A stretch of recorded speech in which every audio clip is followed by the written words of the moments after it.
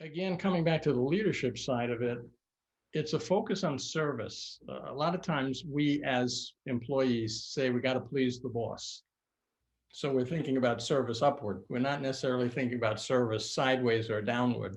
And I had a nice conversation with one of my employees years back. I still remember his name, Tom Muir. I can visualize me sitting across the desk from him in his office. And I was asking him, what are things I can do to help you? And he said to me, well, let me give you a story.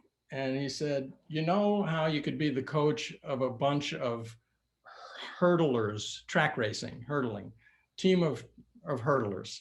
What's our objective? Our objective is to get to the finish line first. We'll be a good team when all of us get to the finish line before all of the competition. So what's the role, even though it may not be legal, what's the role of the best coach? Is to be a few steps ahead of the runner and knock down each hurdle. Oh, wow. Yeah. So what happens is every one of your team members gets to the finish line before everybody else. Now, of course, you can't do that in a real race. You can't do that in real life. But you can do that if you have a service orientation to your team, because you're in a position, you have the authority, you have the responsibility, you have the resources, the connections that many of them never have, never will, just because of hierarchy. But if you can knock down hurdles for them, then your team can win.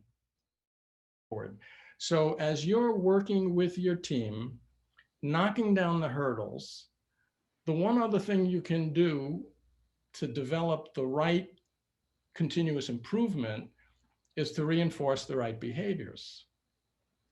Okay, it's one thing to knock the hurdles down. The other thing is, what are they going to do? And there's a great book by Aubrey C. Daniels. It's called Bringing Out the Best in People, How to Apply the Astonishing Power of Positive Reinforcement.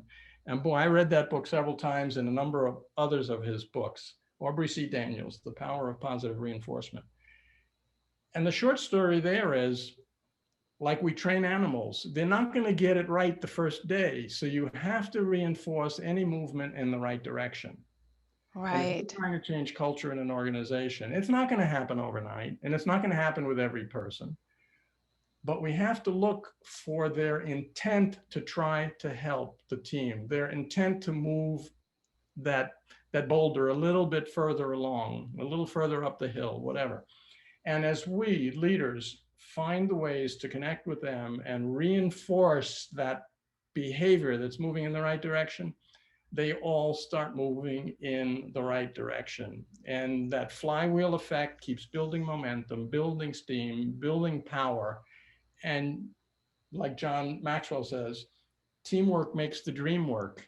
When they're all working together, when they've been positively reinforced for their attempts to get better and better, they'll keep wanting to get better and better.